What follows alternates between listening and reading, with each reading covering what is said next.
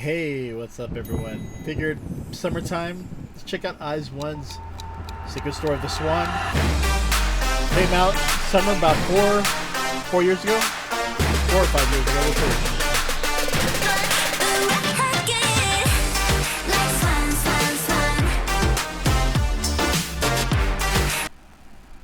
So, like Swan, Swan, Swan.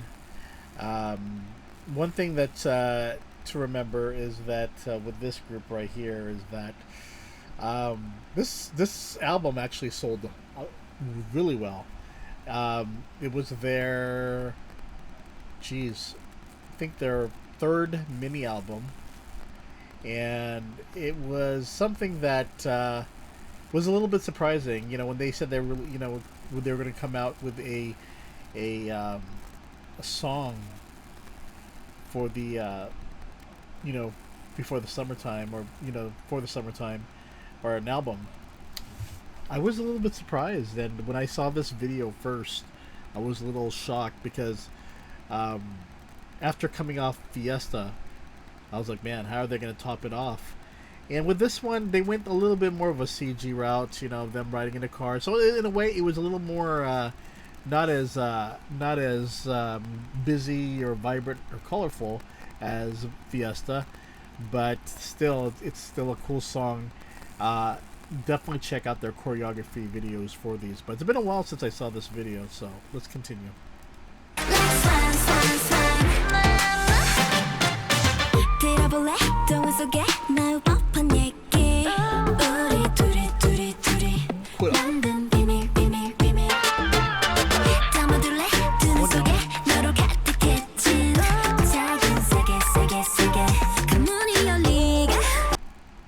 So, as you can see, a lot of the CG usage for this song, but pretty much, I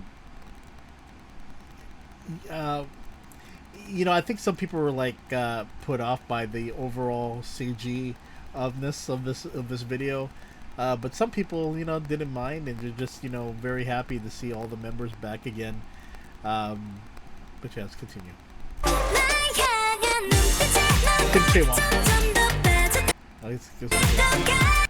So this is always interesting to see Chaewon, who you see now all the time for La Seraphim, but this is again, I think Fiesta was when she really made a statement. Here's Kwon Yoon-bi. So you had the two Willem girls, front and center, but I felt that Kim Chaewon and Kwon Yoon-bi's vocals for those two parts were just pretty awesome, significant for this.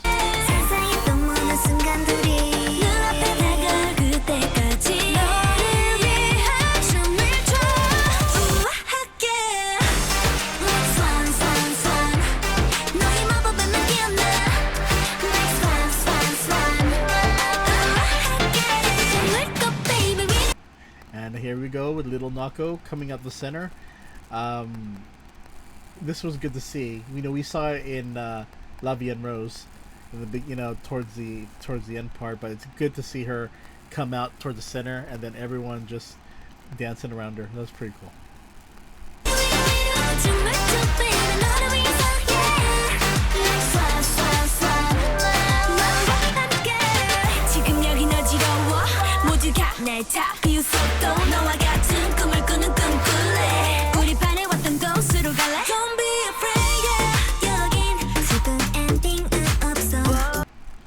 And of course, it was really interesting to see the two pairings with Choi Yena and Lee Chaeyeon for that rap segment. And here we have Honda Hitomi and An Yoonjin.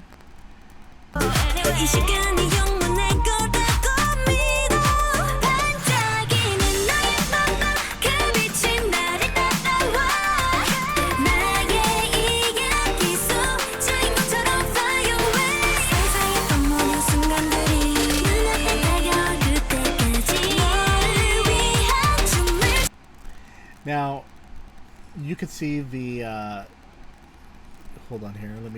You could see the dates right here, signifying when they first started. So you got that June 5th. No, wait, hold on. Let me get this right. I know it has to do the speedometer. I can't really see it that well. Okay, here it is. Yeah, June 15th. It's 0615 at the bottom. That's when the group was formed for Aizwan from Produce 48. That was that final episode. So that was significant right there. And let's continue.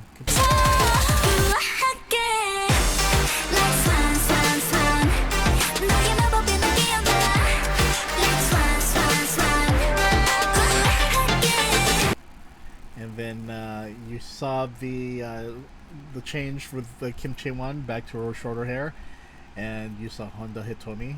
I like when she says that, her vocal parts, but here we are with Kang Ha-won with her purple hair, and let's watch that.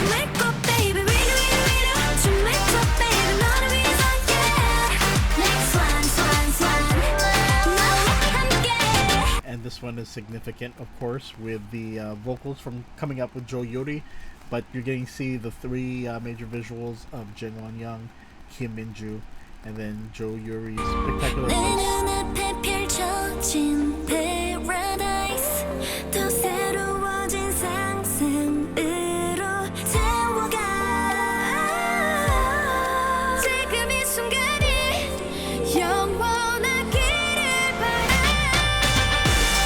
This is where we see Lee Taeyeon showcasing her dance break right here, being the dancer of Aizwan. She is just she did a magnificent job in this portion right here.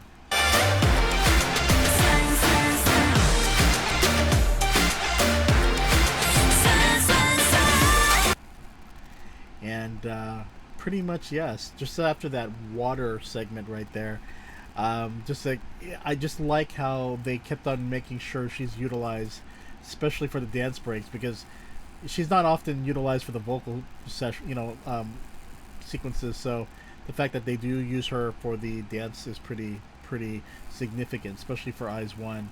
That's why, if anything, during Aizwan's run, Lee Chaeyeon, while she can sing, and as she is doing that with her solo career right now, her dancing was just phenomenal.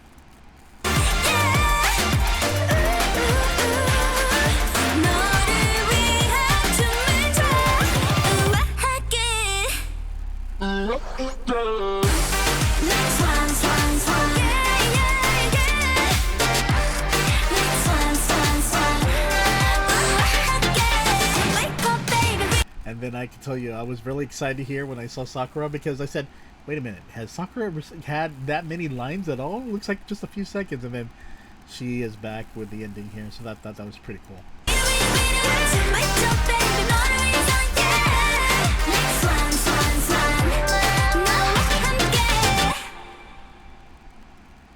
And here is the choreography for this song, which they were freaking awesome. They're kicking off with Welcome. Welcome to Iceland, if I recall.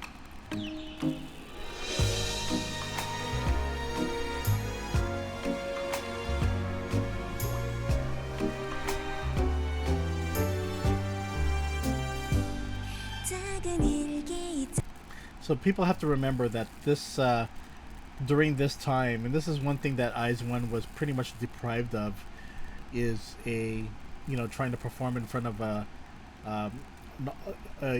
audience, because during 2019, when they first started in that second half of the year, things were going so great, and of course, they had that little scandal with Produce 48, not them but the producer.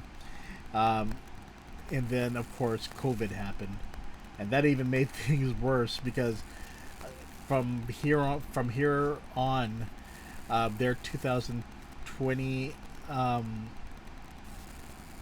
their 2020 and probably 2021 year was just pretty much performed in studio, and because of the whole thing with COVID. It's just really, really messed up their, because people wanted to see them live. I was able to catch them live in 2020, no, 2019. That is KCON, and then of course COVID happened, and the world was deprived of seeing Aizwan. Granted, I think they did their best trying to do these concerts and videos and performances on music shows, but if only fans had the opportunity to watch this group, be in full force. I think we got, I definitely was fortunate to get a taste of that, and also, of course, I was able to watch the concerts, especially on video. They have it on Blu-ray, so that was pretty cool. But yeah, it just unfortunately, the groups that debuted during that time, COVID really. Again, Ice1 was a limited group, so they were pretty much deprived of a lot of things. So unfortunately.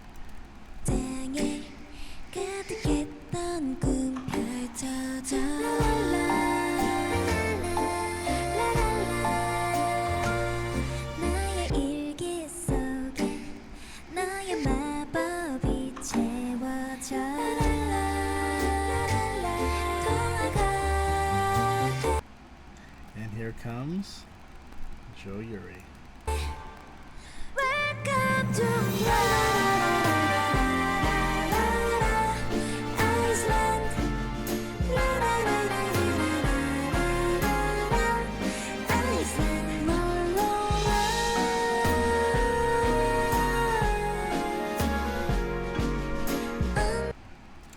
And you have Jangwon Young and Sakura as center right there, as it has always been for Aizwan, as they were the number 1 and number 2, Produce 48, the highest amount of votes.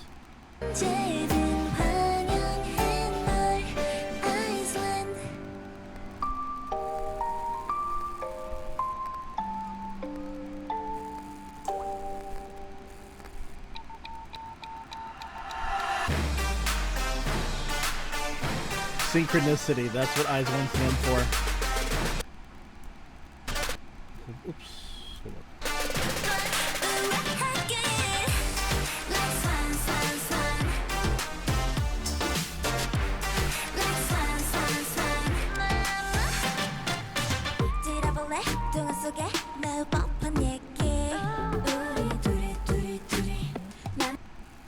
Sakura, center. My gosh, what is up with the buffering? But this is a cool part right here. You'll see Lee Cheon and Sakura's sequence here. Let's go back to that one again.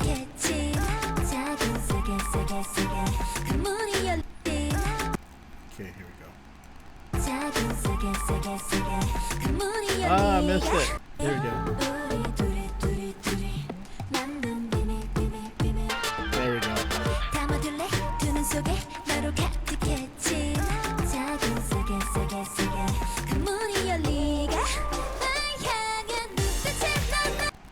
And of course, you got Kim Chae-won in the center. I'm trying to roll on and improvise while this, while the buffering happens. I'm not sure why all of a sudden. Probably have to restart my computer. I know that. But the thing is that this is pretty cool to see these, to see this transition right here. As mentioned, before in previous Ice1 reaction videos, Kim Chae-won was never a focal point earlier on until Fiesta came, and also the popularity of the double Kims, Kim Minju and Kim Chae-won. They were really popular in Japan, would be featured together in fashion. Heck, even they were just an absolute pair that people loved watching them. And it's unfortunate that the double Kims didn't continue in Le Sserafim as originally thought or planned, I guess. Whether or not that's true, I don't know, but supposedly Kim Minju was someone that was supposed to be in Le Sserafim, but she chose to focus on acting. Again, Whether or not that's true or not, I don't know, but the fact that we got two Aizwan members in Le Seraphim is pretty cool. But it would have been wonderful if Kim Min-ju did end up joining, but it didn't happen. So, okay, Kim Chae-won as center. She has one of the best vocals here, followed by Kwon Yoon-bi. And this is one of the best parts right here, this dance part. Just keep your eyes on that. I'm not that sure if they're going to show it.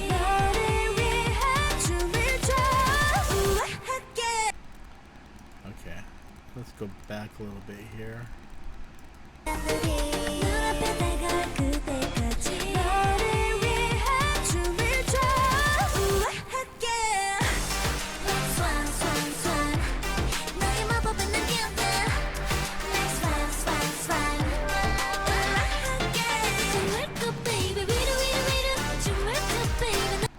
Knuckle.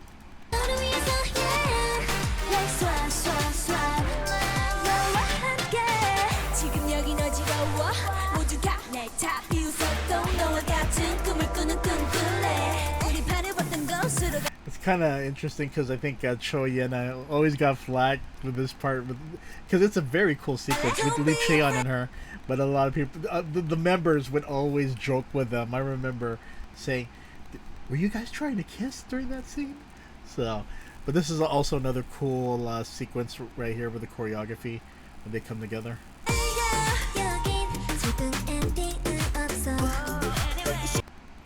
That was pretty cool with the leg movements and everything, but that was one of the things. And here is where An Yoonjin shines, or An Yoonjin.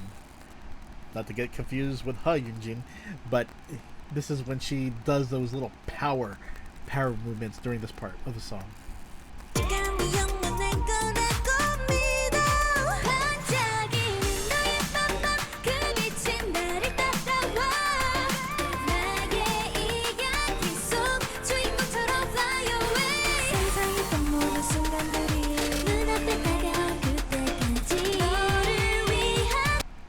And here we go with another section with Cho Yena right here.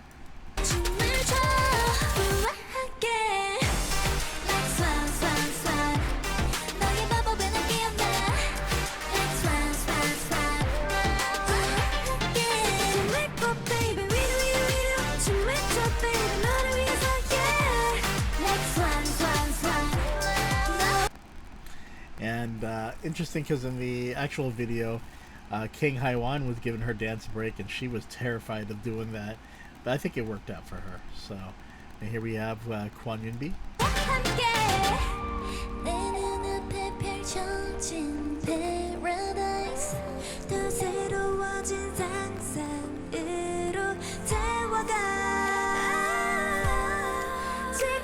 Okay, here it comes. Lee Cheon. And this is a really cool dance break.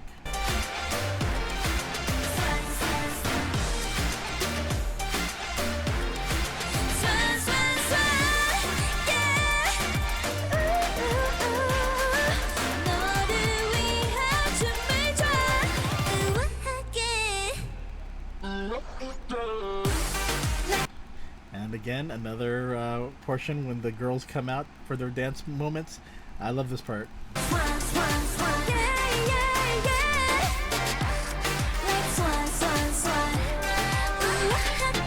Kura.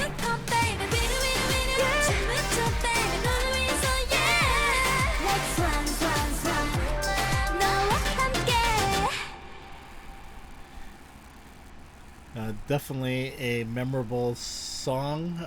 Granted, you know, a lot of people probably don't put this on one of their top songs, but I actually enjoyed it. But there's so many good songs from Aizwan, believe it or not. Even though they were only around for what, a little over two and a half years, they really did really well. And I think by 2022, or wait, 2019, 2020, 2021. Was it 2021 they ended? Yes, it was 2000. It had to be 2021 because they started in 2019 first half, and you got 2020, 2021, 2021. No, the 2022 was when they ended, because I think they got. My gosh, has it been that long since Aizwan has disbanded? But for the most part, I'm just glad that we have these videos to watch and be entertained and just see where these members were before they became solo artists and group members. And even though they've disbanded and went on their own ways, they still are very close. They still keep in touch with each other through their private chat. But these young ladies are amazing. And again, I just felt the world didn't get the chance to see Aizwan really explode like they should have. They were very popular. They had great sales, but again, COVID kind of interfered with them doing more live performances, because they were doing really well. From their first performances in Japan and Korea, everything was going well. It's just that, unfortunately, I think that the whole COVID situation, that's just messed up. Okay, I think I got the timeline wrong. 2018, June 2018 is when they started, right after Produce 48 ended, and then 2019, because I remember that's when I went to Japan to get for Aizwan, and also to KCON in Los Angeles for Aizwan, and then 2020.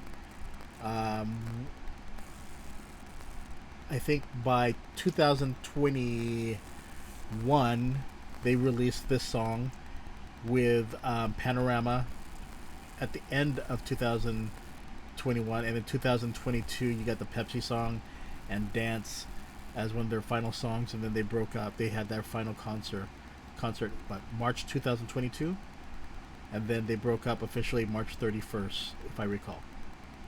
I think so. I think I got that timeline right. It's been a while, but for the most part, yeah, I miss this group. It was one of it was they were Aizwan was my favorite group. I think it's because how I watched Produce 48, and just see how these members grown, and then grown throughout the group's a few years, and then now it's just, to me, it's just amazing and fantastic, and just a fantastic feeling to see this group's members continue to thrive today. And if anything, I think we were just very blessed that we had this opportunity to experience Aizwan's music. Yeah, they didn't get to do it as much as most hope, but for the amount of music produced and what they gave us in video content and so forth, I'm still eternally grateful to all 12 members. So anyway, you all take care. Secret Story of the Swan. We are done. Take care, everyone. Bye bye.